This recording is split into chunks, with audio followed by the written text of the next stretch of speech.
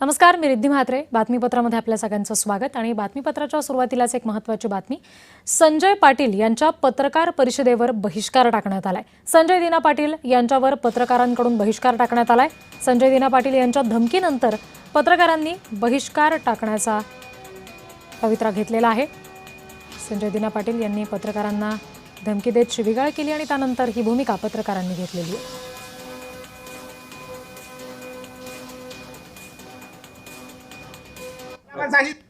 राजुल पाटील संदर्भात पाहिलं गेलं तर अरे भाई कशाला बस झाला ना. आता तुला बोललो 2 मिनिटं बोलायचं होतं, बोलणारच नव्हतं. बोललो ना भाई, आता अजून किती कशाला हे करतोय. चल बस माझ्या बरोबर, बस ना गाडीत. चल बोलता बोलता जेवढं बोलायचं तेवढं बोलू. चला कशाला इज्जत देतो भाई, घे ना यार. कशाला जरा माझं हे बघू नका तुम्ही, अति करताय.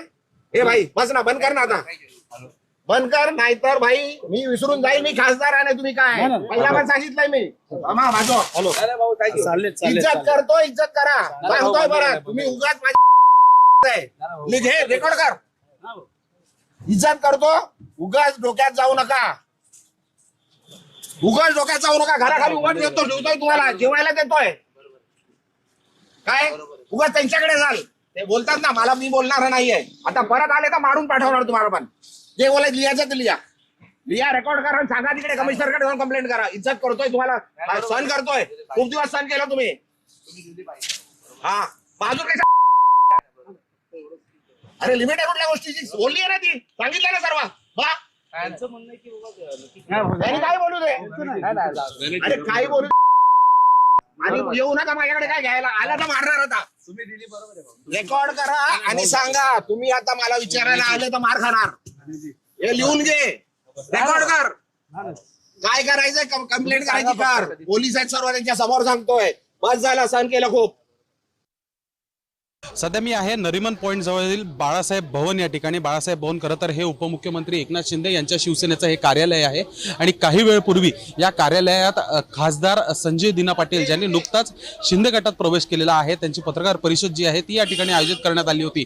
पण मात्र या पत्रकार परिषदेसाठी सर्व पत्रकार आणि व्हिडिओ जर्नलिस्ट हे या ठिकाणी पोहोचले होते. पण त्यांनी निषेध जो आहे तो यांच्या पत्रकार परिषदेवर केलेला आहे. आणि अर्थातच बघू शकतो हे सर्व या ठिकाणी व्हिडिओ जर्नलिस्ट आणि पत्रकार जे आहेत, वार्ताहर आहेत, रिपोर्टर आहेत, ते या ठिकाणी उपस्थित आपल्याला दिसून येत आहेत. कारण की बहिष्कार जो आहे तो यांनी या ठिकाणी टाकलेला आहे. आणि अर्थातच समजा पाहायला गेलं तर मग या पत्रकार परिषदेवर जे आहे आता बहिष्कार टाकण्यात आलेला आहे. आपण देखील एक रिपोर्टर आहात, नेमकी काय भावना आहे? नक्कीच सर्वप्रथम संजय दिना पाटलांच्या त्या वक्तव्याचा निषेध आहे.